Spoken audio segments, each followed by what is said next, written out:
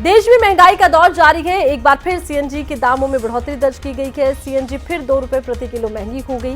6 दिन के अंदर दूसरी बार सीएनजी के दाम बढ़े। बढ़े हुए दामों के बाद दिल्ली में सीएनजी 75 रुपए प्रति किलो के तकरीबन हो गई है। नोएडा, ग्रेटर नोएडा और गाजियाबाद में सीएनजी 78 रुपए 17 पैसे प्रति किलो पहुंच गए हैं दाम।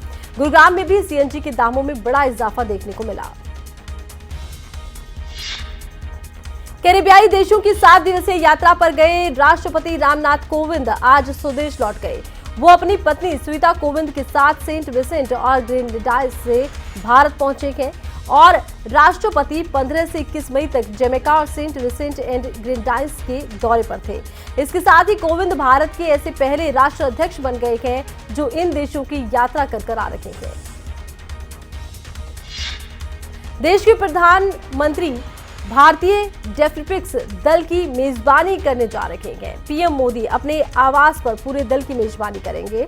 डेफलिपिक्स 2021 का आयोजन दक्षिण ब्राजील में हुआ था, जिसमें भारतीय खिलाड़ियों ने 8 गोल्ड समेत 16 पदक जीतकर देश का नाम रोशन किया। इस पर पीएम मोदी ने ट्वीट कर लिखा कि हाल ही में संपन्न हुए डेफलिपिक्स में अब तक के सर्वश्रेष्ठ प्रदर्शन करने पर भारतीय दल को बधाई। जयपुर में बीजेपी राष्ट्रीय कार्यकारिणी की बैठक होगी और बैठक में गृह मंत्री अमित शाह, रक्षा मंत्री राजनाथ सिंह मौजूद रहेंगे। इसके अलावा केंद्रीय मंत्री नितिन गडकरी भी इस बैठक में शामिल होंगे। बैठक में राष्ट्रीय सचिव, महासचिव, उपाध्यक्ष और कई राज्यों के प्रभारी भी मौजूद रहेंगे। इस दौरान संगठन की मजबूती समेत कई ऐसे मुद्दे होंगे जिन पर चर्चा होनी है। केंद्रीय गृह मंत्री अमित शाह 2 दिवसीय अरुणाचल के दौरे पर हैं। शनिवार सुबह वो यहां के तिरप जिला पहुंचे, जहां गृह मंत्री का स्वागत किया गया।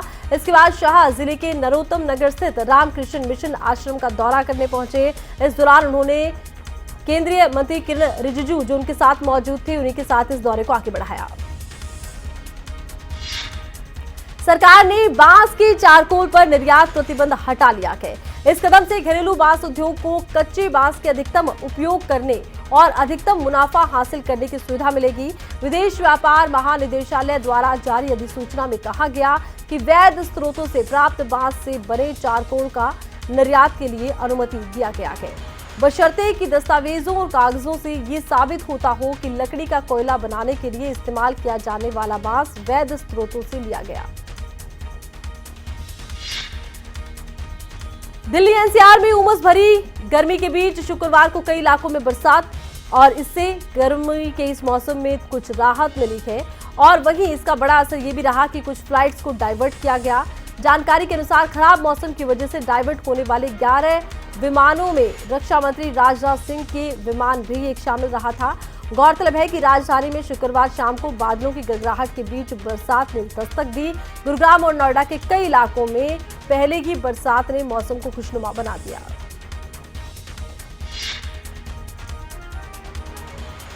असम में इन दिनों मूसलाधार बरसात की वजह से बाढ़ के हालात बन गए हैं। ये बाढ़ जानलेवा साबित हो रही है। प्रदेश के कई ऐसे हिस्से हैं जो बाढ़ की चपेट में आ गए हैं, जिससे लाखों लोगों का जीवन प्रभावित हुआ है।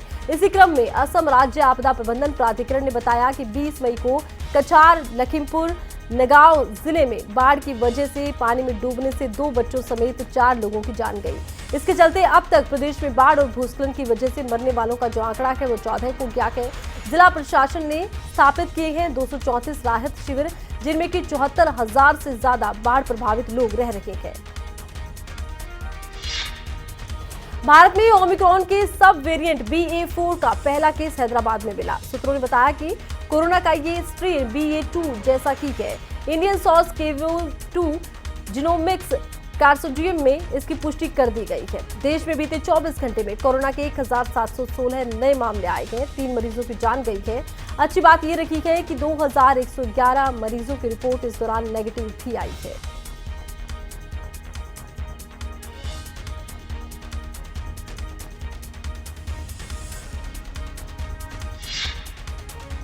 कोरोना के नए मामले कभी कम हो रहे हैं तो कभी एकाएक बढ़ रहे हैं। बात ट्राई सिटी की करें तो एक दिन में 38 नए मरीज मिले। सबसे ज्यादा कोरोना मरीज चंडीगढ़ में मिले हैं। चंडीगढ़ में बीते 24 घंटे में 1351 लोगों की कोरोना जांच में पॉजिटिविटी पाई गई, जिनमें से 18 लोग कोरोना से पूरी तरह संक्रमित पाए गए हैं। सेक्टर 20, 21, 26, 22, 34, 37, 48 मनी माजरा और पीजीआई कैंपस में एक सेक्टर और 19-35 में 4 और सेक्टर 44 में 2 लोग संक्रमित हैं। इनमें 9 पुरुष और 9 महिलाएं शामिल हैं।